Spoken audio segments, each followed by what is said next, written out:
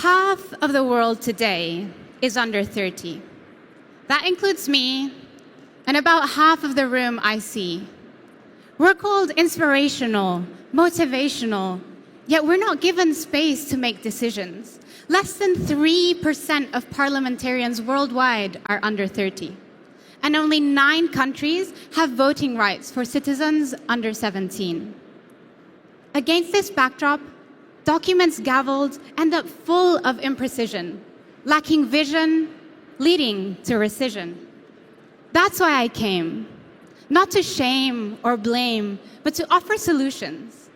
It might sound like a revolution to your established institution, but we can solve much of what's at stake. A world beyond GDP, where we measure what's happy, we can get that done.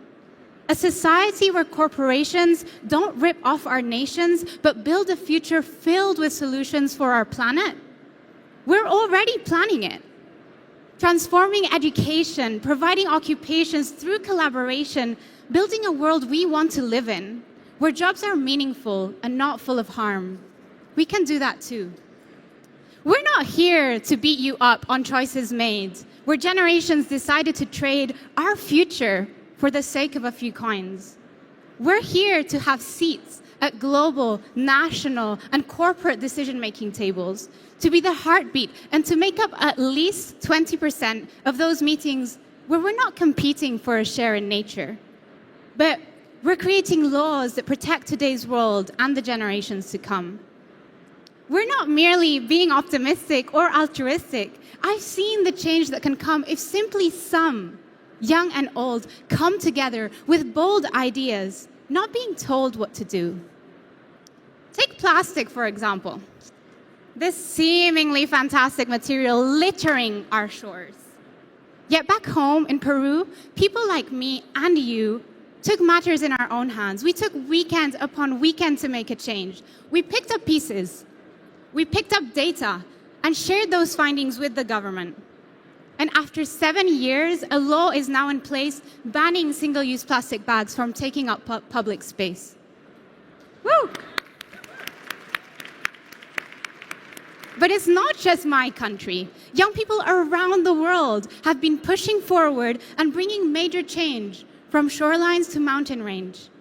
Have you heard of the 16 youth in Montana who, knowing that the earth matters, took matters in their own hands and took the state to court? They won, and they deserve a clap too. They have the right to a clean and healthy environment and made sure it was protected. This should not be the exception. Young people should be involved from the inception, co-creating strategies with policymakers and business leaders. There are even more examples of transformation when you simply choose to include half of the world's population. An impressive 70% of young people worldwide are actively involved in social and political causes. In this very room, I see Cecilia over there, who leads an NGO encouraging people to build social connections through volunteering. I see Mara. Mara is actively engaged in global climate processes. I see a sea of young people working in science, education, and nature conservation. We get things done, not just for ourselves, but for everyone, because problems that span generations require leadership that does too. Now, let me hear from you. Raise your hand if you will vote in favor of under 30s constituting at least 20% of global decision-making spaces. Amazing. Clap once if you will work to engage young people in democratic processes.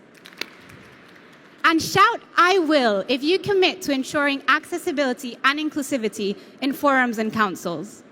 I will. Let's do it.